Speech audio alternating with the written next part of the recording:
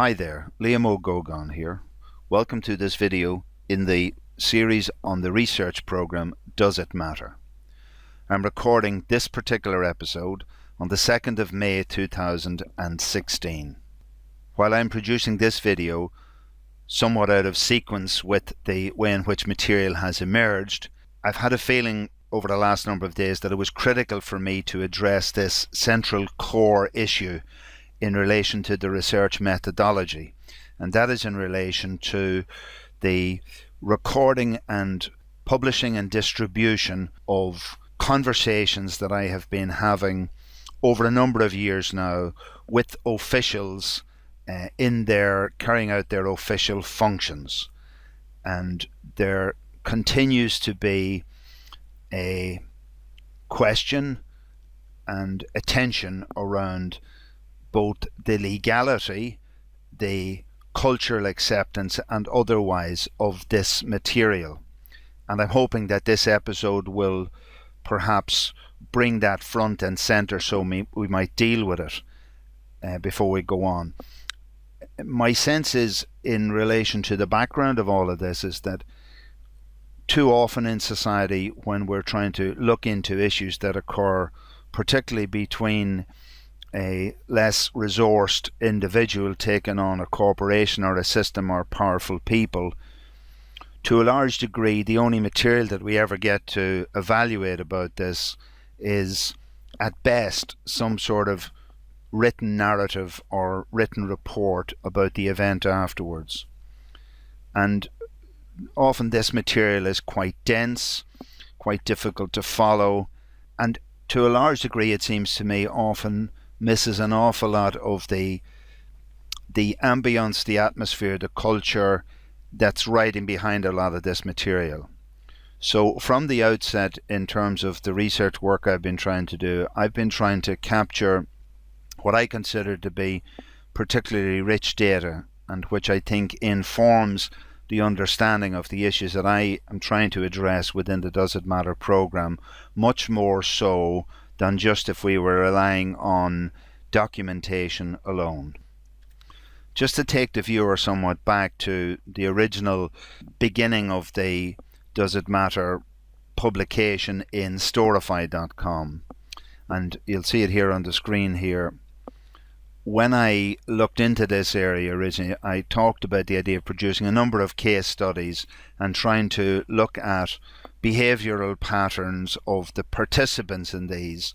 And my overlying interest is in this area of what I call systemic organizational behavioral fractals, and how they impact on outcomes, how they impact on the participants, and if there's a possibility that we could look at perhaps an intervention at an algorithm or a codal level in those behaviors. And in my proposition is that if that were done, that you could get a huge change of performance and behavior, effectiveness and integrity, leveraged right through a system with simultaneous change at all sorts of levels, from the microscopic to the macroscopic. Anyway, one of the central elements of my Does It Matter was this question of Sergeant McCabe, the Irish whistleblower from a couple of years ago, and really that larger question of, was the recording of the conversation by Sergeant McCabe, the Irish whistleblower, lawful or unlawful? And in that matter, I had set up a separate story where I wanted to curate information around this.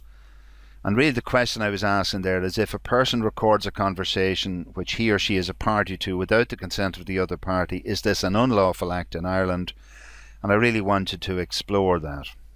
I suppose in some sense this photograph is quite iconic. It's one of showing Sergeant McCabe in his most isolated phase at the time. So back in a couple of years ago, around 2013, 2014, we had a situation where Sergeant McCabe recorded a conversation that he had held with the confidential recipient, a man called Oliver Connelly, and he recorded the contents of that conversation. Now the important thing about it is, at that very time, Sergeant McCabe was one of the two Gardaí out of a massive force who were trying to bring attention, public attention, to what he believed was abuse of power, essentially, and practices within the Garda Síochána. So this page here I just go to is from back in 2014. It's a timeline of the Garda controversies. You can see here the sort of people who are involved, where the then Minister for Justice and the then Garda Commissioner who were involved.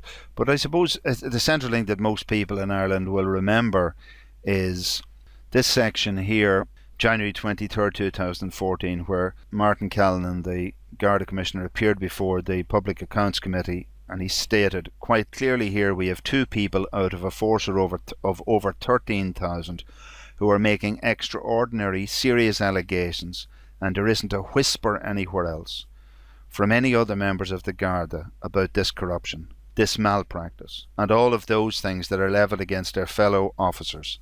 Frankly, I think it is quite disgusting. On a personal level, I think it is quite disgusting. So this really captures the zeitgeist of the time, where particularly Garda McCabe at that point and John Wilson, the other whistleblower involved, were really outside the pale, and they were finding themselves completely isolated and being vilified by the major players, those in power, and making these guys who were asking awkward questions the bad guys. And it would appear to me that there was one particular event which changed the whole nature of how the perception of that situation and our memory of that situation was brought about. And again, in the timeline we see here, on February the 19th, 2014, Taoiseach Kenny announces that the Garda confidential recipient Oliver Connelly has been sacked due to the nature of a conversation with whistleblower Sergeant McCabe. But the important thing about it was that suddenly the exposition of the presence or existence of the recording of this conversation that was held between Oliver Connelly and Sergeant McCabe, of which, to my knowledge, right now in May 2015, I personally haven't heard the recording. I have only seen excerpts of the transcript of the recording. So I think I'm putting that on the table straight away. But I can quite clearly and categorically say that Sergeant McCabe particularly moved, in that moment, he moved from essentially zero to hero, all as a result of one singular element, the fact that he had this recording of the conversation. He was in a position to publish it, make it available, and give a completely different perspective on the way in which he and John Wilson, the other whistleblower, had been depicted in our society by all of those, well, by many of those, let's say, in positions of power. So the question arose at that time in relation to, well, what are the implications? Is what Garda McCabe did correct? Was it within the law? Is it something we want to see more of? Do we support that type of behaviour? So the next thing I want to bring into play is, firstly, what Oliver Connelly had to say about this.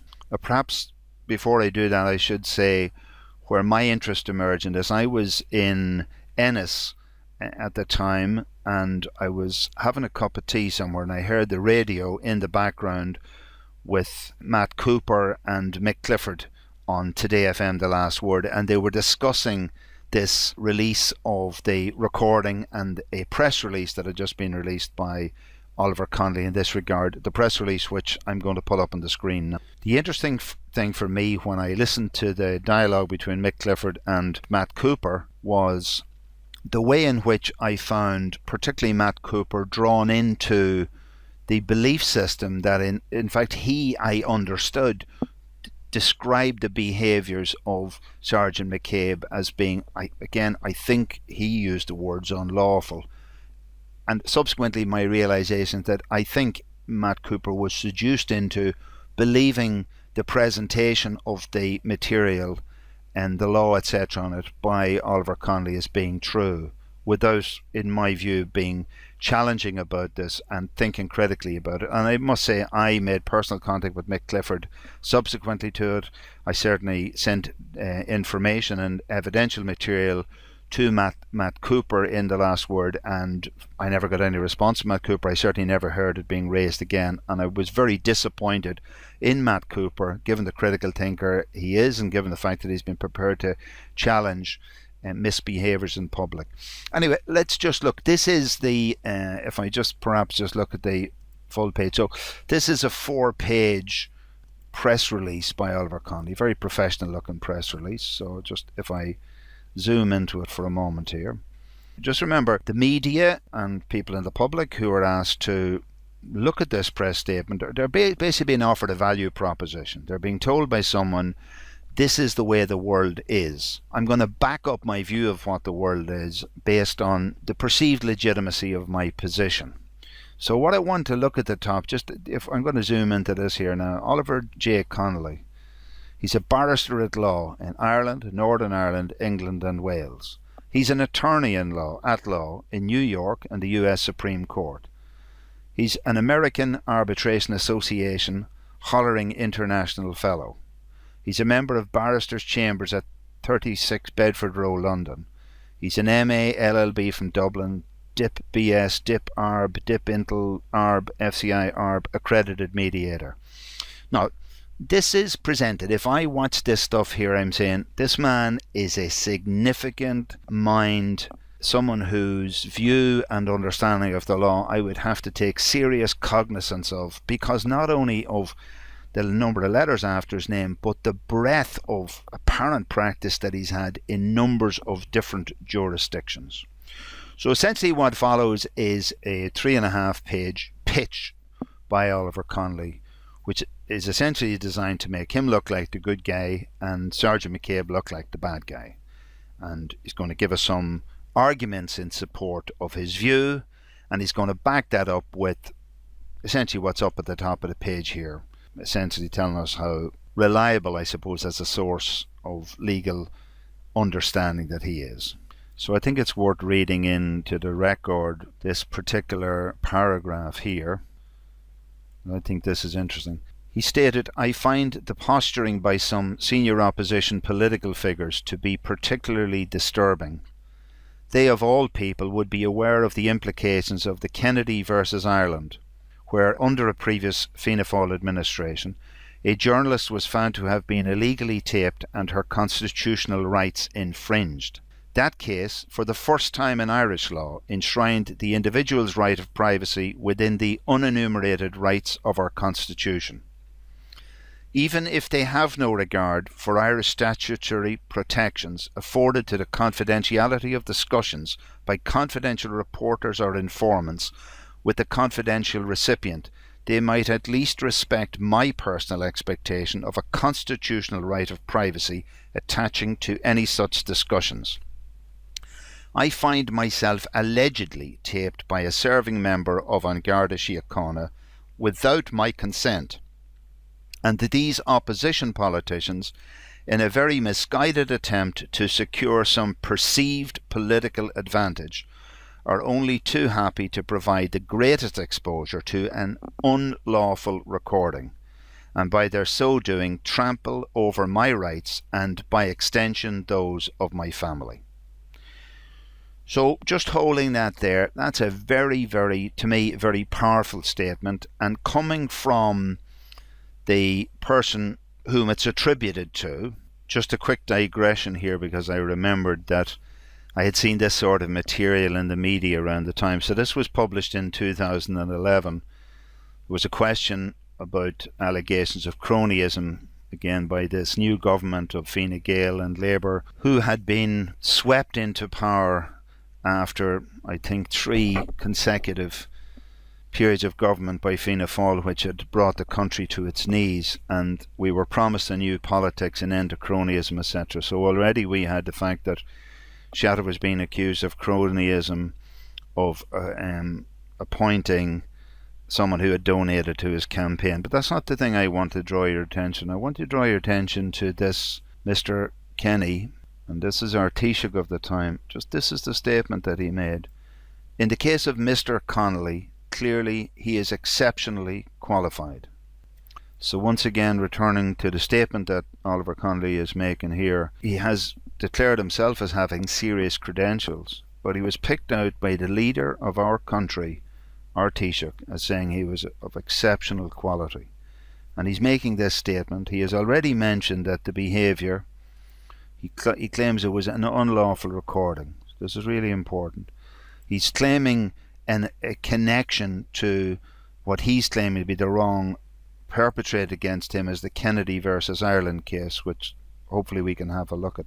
Just quickly to jump to that, Kennedy versus Ireland case, as far as I understand it, was a case which I think we hear that as the Gubu tapes, where Geraldine Kennedy and Bruce Arnold, two leading journalists in the country, had their phones tapped by a third party under the instruction of a minister or a guy called Doherty or whatever. Can't remember the specifics about that, and obviously this threw up a huge level of questioning about government, what they were doing, the impacts on democracy. But the critical issue of this is what's called a third party recording. Geraldine Kennedy, Bruce Arnold were either in communication with each other or whatever, and a third party made a recording of those. Now just hold that in mind, because this is absolutely, not only is it fundamentally critical, but for people at the top of the legal game like Oliver Connelly, this is something that they would be highly cognizant of. And the viewer has to think about, what level of moral integrity, professional integrity is involved when you use a line like this, when any idiot would know that this simply doesn't apply. The other thing here is that, again, look at the evocative language here, that he argues that this unlawful recording ended up trampling over my rights and by extension those of my family. So Oliver Connelly has deeply personalised what he perceives as having been done to him. Now I'll just move down here to some other sections in his document, as I'm just taking certain sections out. But I think down here on page 3, this was an interesting element here I thought was interesting, talking about, again, because I think that's a dilemma which is going to emerge in the work that I'm doing about the idea of the end justifying the means. Or my question is that actually the premise that's being challenged? I think not. So I've just highlighted this section of it here, and I'll just read this out. There is also a personal sense of betrayal, in that the principal whistleblower felt it necessary to vindicate his rights by infringing my rights, and by extension the privacy of my family. The ends do not always justify the means. So yet again, this is being theatrically established. One, there's a personal sense of betrayal. Oliver Connelly has been personally betrayed. He talks about infringement of his rights and the privacy of his family. So this is taking it right back. This is deeply personal. And he talks about Sergeant McCabe vindicating his rights by infringing my rights. So he's establishing this is that the exercise by McCabe was to vindicate McCabe's rights. And remember that Sergeant McCabe at this stage was being vilified right, left and centre. I mean, in boxing terms, he was really down and out. He'd had a couple of counts of 9. Even at the time, I wondered how he would survive, even on a mental health base. He was just so isolated. Remember the Garda Callan and the Garda Commissioner was saying that only two members of the Garda force out of some 13,000 were finding a problem, and they were disgusting. So you can imagine in such a collegial organisation how isolated those two guys were feeling. So Connolly is saying that, okay, McCabe is trying to vindicate his rights, but he's doing it by infringing my rights. So the whole premise being set up is that Connolly's rights were being infringed, that he was being personally betrayed, and that his family were being damaged as a result of this. I draw your attention to this final excerpt from the press release by Oliver Connelly, where he says, "I should not have been required to validate, and I shall not validate, either by way of confirmation or repudiation, the contents of an alleged transcript unlawfully procured." So again, from the theatrics of how you set up this sort of what I call attack defense, look what he's saying here. He's saying, one, this transcript, according to a man so heavily rated in Ireland that he was one of our top men, legal brains or whatever in Ireland, he was selected, I mean, by the Taoiseach of this country, who was trying to clean up cronyism and everything else as someone. So, in all essence, I would be believing this man. And I can understand how, to a large degree, Matt Cooper and Mick Clifford at times seem to have been taken in by what this guy stated. But he says these are the contents of an alleged transcript. So again, the allegation. This thing is if maybe the transcript's not real. And also that it was unlawfully procured. So twice in this he's talked about an unlawful statement. Now, I'm not really sure about the parsing of illegal, breach of the law, unlawful. But I think we all agree this means that, if something was unlawful, it seems to me that Garda McCabe and his behaviour was criminal. I can't parse the fine detail there, but that's the imagery I have in my mind. So let me just return to the top here again. So here's the value proposition. Oliver J. Connelly, with all of these, serious looking credentials with the guy, is basically saying that the confidential recipient, he had a conversation with Sergeant McCabe. McCabe recorded this conversation, has released the content of this conversation, and according to Connolly, he has breached Connolly's constitutional rights, and he supports that with the Kennedy versus Ireland argument, which I pointed out from the start. That's a third party recording. That's someone else recording. So if I was having a recording with you and Paddy down the street happened to listen in and record us, that would be a third party recording. What existed between Sergeant McCabe and Connolly was an intra-party recording between two people, one of whom had given consent. So it's known as single-party consent. So McCabe was recording his own conversation with Connolly. He wasn't recording someone else's conversation. These are fundamentally different things. Like, for example, if you think about this, let's say I had a conversation with you and you were of a mind that without any recorder you had that distinct ability to remember verbatim something that was stated, and more importantly, you had a reputation, you had a credibility in that arena. Then you were your own recorder. And no one can say, you can't say what was said between us. I mean, unless there was some off-the-record contract made between two of you that neither of you to talk about it. I mean, it's illogical to imagine that you can legislate for this and say you can't remember what you were just told. So all a recording does is it moves the level of confidence into the accuracy of what was said from, whatever your memory is and your ability to reconstruct what you hear, to an absolute digital one-to-one record of what was said in that conversation. So I was in Ennis at the time this came out, around March the 4th, 2014. I was listening on the radio to Matt Cooper and Mick Clifford, and I kept hearing Sergeant McCabe has now been vilified. He's now effectively being called a criminal, and it's a real underhand thing. So everything about it. One, he was clearly, according to the confidential recipient, he was being unlawful. But more importantly, he was really sly and mean. You just wouldn't do that. Good people wouldn't do that sort of thing. And yet, within a period, I would say, of a week, the fact dawned on people that, geez, what your man is saying here, unfortunately, is true. And the outcome it was, let's look at the history of the outcome. One, the confidential recipient was sacked, top man, by his own people, the people who'd selected him as one of the best. Ultimately, the Commissioner of the Garda, Martin Callanan, whichever version of it you believe, either was forced to resign given no option, deliberately chose to leave at that stage in time, but essentially left his post ignominiously. That's what I would argue.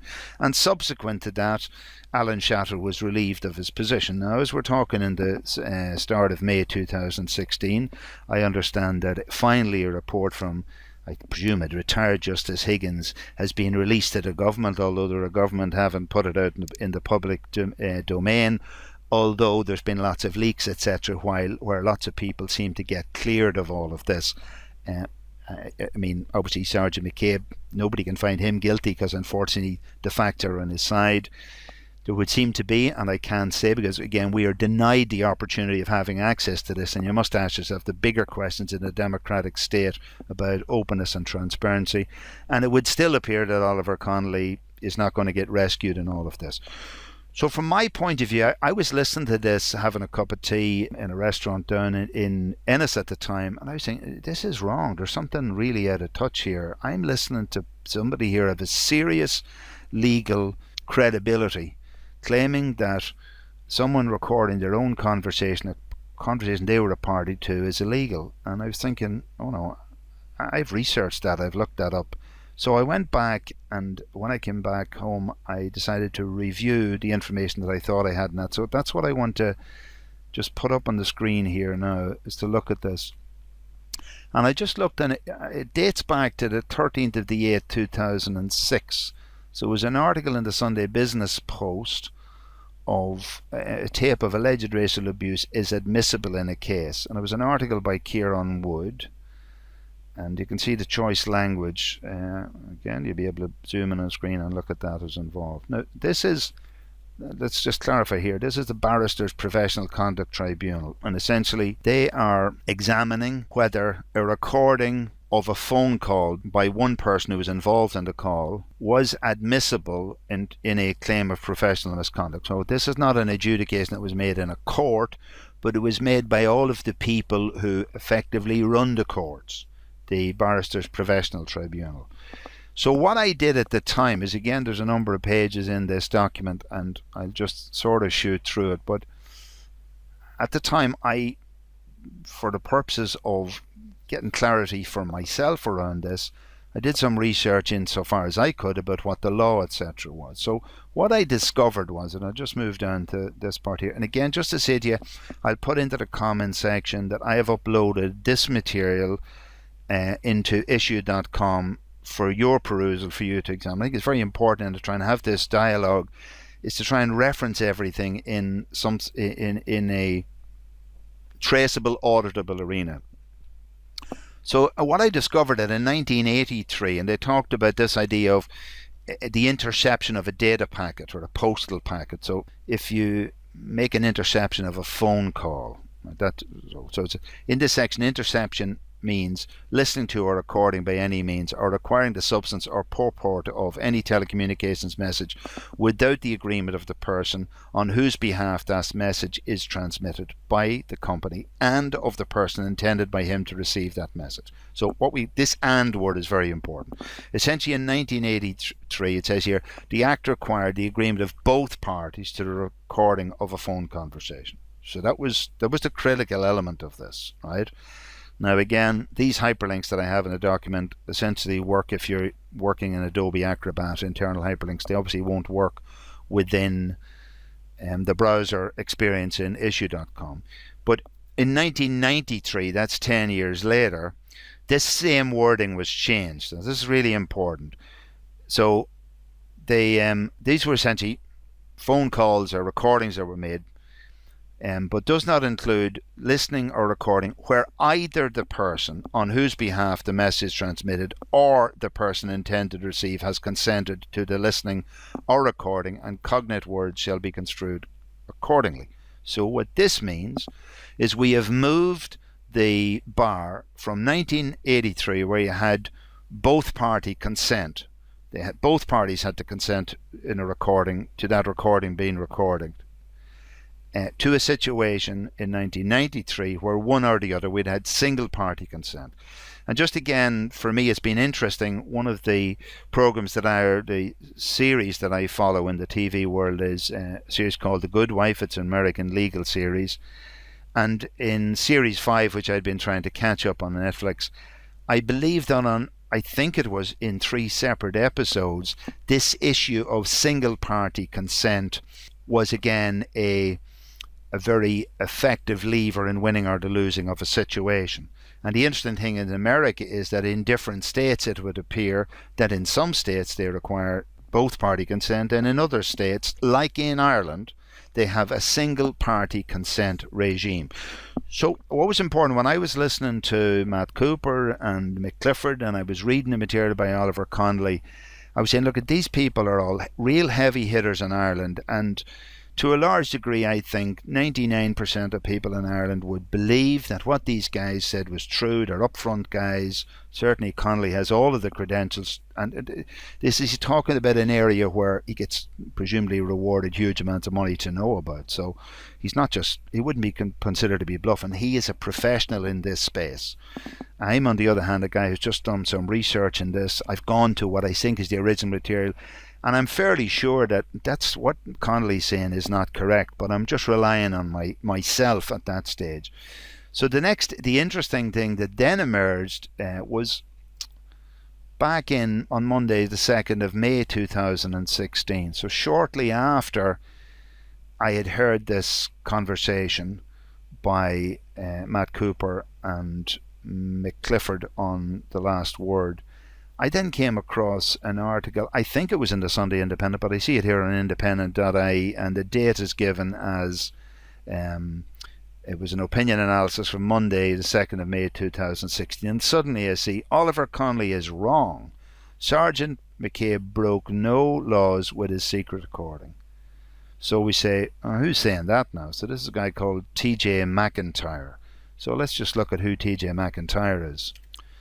So again, I looked up who's TJ McIntyre. It says here, Dr. TJ McIntyre is a lecturer in law in University College Dublin, where he specialises in issues involving information technology, law and civil liberties. He holds a BCL from University College Dublin, first class, an LLM from University College London, a PhD from the University of Edinburgh. His doctoral thesis was on the topic of internet filtering, law and governance. He's a qualified barrister, and it goes on and on and on. Now, it is interesting that since then I would have become cognizant of the fact that TJ McIntyre is often seen as the go-to guy when the media are discussing issues around digital rights and the internet and privacy and all that sort of stuff. So again, another serious player is now in the pitch, but he's disagreeing with Oliver Connelly. He says Sergeant McCabe broke no laws with his secret recording. Now let me just go back, let me just pull your attention back to what Oliver Connelly said. Oliver Connelly, just zooming down here, just stick with me for a moment. He says exposure to an unlawful recording. So for example, if I just did a search there on unlawful, and just see, he said unlawful there, and he separately then said an alleged transcript unlawfully procured. So we've got a complete contradiction of each other's positions. One man is saying this is unlawful, the other man is saying he broke no laws. So I want to go down to, I think, what's really the kernel of the difference of opinion here, and just read it into the record again. I think this is pretty relevant. Here it says, this TJ McIntyre, his argument. Mr. Connelly correctly states that Irish law recognises a constitutional right to privacy, and it is true that this right could apply to recordings if they related to his personal life. The carrying out of his public functions is quite another matter. There is no basis for saying that senior public officials enjoy a right to privacy in the way they carry out their duties. Public officials act on behalf of the people, not in any private capacity, and are open to scrutiny about what they do in our name. Now, to me, that's very succinct, it's very unequivocal. It specifically differentiates between a conversation which might happen in a private area of the lives of, say, two people who are having a conversation about purely private issues that couldn't be regarded as being in the public interest or illegal or wrong in that sense, and differentiating absolutely between that and the public functions. So he talks about senior public officials. Now I have to say I'm not really sure what TJ means there. Is there some level of seniority above which people are acting in an official capacity? I would really challenge them that. I think if some official is doing their job and someone's having a conversation with them about that job, then that is not an issue of privacy between them, unless either or both parties have either one of the parties has requested or demanded or stated that they're only going to speak off the record, and if the other person agrees that that be the case, in my view. Anyway, I thought this was very important to try and establish some of this. And then also over the last number of years, because even at the time, I would have talked to lots of people at the time, and I would have asked them, meet people on the street or people I know and say, do you think that recording a phone call between yourself and another party is legal or illegal? And I have to say the cultural reaction of many people, absolutely illegal, completely illegal. You couldn't do that. And then the other thing is they were shocked and hurt that anybody would do that. Imagine doing that sort of thing. Now, the interesting thing is that after, let's say, the rehabilitation of Sergeant McCabe within our society, going from zero to hero, and after some of the other characters had to exit the stage, including Oliver Connelly, including Garda Commissioner Callanan, and at the time Alan Shatter as minister, he lost his position, he lost his ministerial position as a result of this. It would appear that I found myself continually shocked that there still lingered in people's views, you couldn't really be doing that. And sure, maybe he was all right because he was a guard. So there was all sorts of consistent, people consistently being pulled back into the idea, you couldn't be doing recordings of things. So I think we're left with that illusion that, you couldn't be doing these recordings. So over this weekend, and as I discuss the reasons why I'm doing this particular introductory video to the first of the recorded conversations, of which I have many over the last number of years, that I want to bring into the public domain at the moment. Now, it's not the first one I've ever done, and it is out of sequence with the way in which I want to address the other issues, but I think it's central to the way in which this process or this research program, Does It Matter, will work. For example, if it turns out that it is actually illegal to do what I'm doing, then the real rich essence of the research data that I've been trying to collect will be lost for all time. The actuality behind the stories or the narratives that are written, that richness will be removed. And in the conversation that I am going to publish now at the end of this analysis is a conversation I've had with a senior public servant where that person, persistently says that she's not given permission and I have no right to be doing this. So I think that the fact that it went on for a period of time, we're still stuck in that struggle, was interesting. And most importantly for me is that, for a number of hours, maybe 48 hours after that, I seriously was questioning myself, maybe I've got this wrong. I kept doubting myself, and that's really interesting. As I want to look again, we look at systemic organizational behavioral fractals. I want to look into, again, the belief systems, how we come to believe things, how we are seduced into believing things that a critical analysis of ourselves in the cold light of day would say, this is bizarre and insane, and yet we end up believing this stuff, and how we allow people in positions of power to put us down. So just for example, I keep going back. If you look and read this stuff by a person called, look at a highly rated, top of the pile legal mind in Ireland, barrister in numbers of different jurisdictions, US Supreme Court, Arbitrator Association of Hollering International, whatever that means, and multiple letters after him, like almost every letter in the alphabet, or certainly more than 26, although there's probably reusage of names. Here's somebody, how could you doubt such a person? So for me, I ended up in a weekend of lots of doubt. So I started to think back on the last number of years and some examples, and I just wanted to run them by to see if you as a viewer are having the same, can you see the world in the same vein as which I seem to be able to imagine it. The first one is, I'll see if I can dig up some references on the web here. Now this is one which sits somewhere in my memory bank, and I just did a search. The search that I did there was for Charlie Bird Ulster Bank Exposure. It was obviously not the Ulster Bank. I have memories of at some point, and it looks to me like it could be back in 1998. I see January 1998. It says here, when the National Irish Bank story broke. The memory I had was of some news report where I saw Charlie Bird, and I think it's obviously a long time ago. He was either sitting in a car, but he was making a phone call to someone on the other side, someone in a bank, and they were responding to him, and he was basically putting them on air and showing them up. And I had remembered that, like a Batman and Robin, his buddy at the time was none other than George Lee. So again, that event was back then. And I remember even then saying to myself, he's on the phone call. I said the story began with a phone call to that. Anyway, but from what I remember of him at that time, and there's a picture of Charlie there. My memory was that I heard a phone call that he had made with somebody inside in the bank, and it was just put out there on the national television. And even then I was saying to myself, has this guy the right to do this? Are there any laws about defending that? So even then that was back in 1998 or whatever, so it was a lot before 2006 when I'd seen some legal definition of this situation. So that's the first case. Now let me look at another one that's in my mind.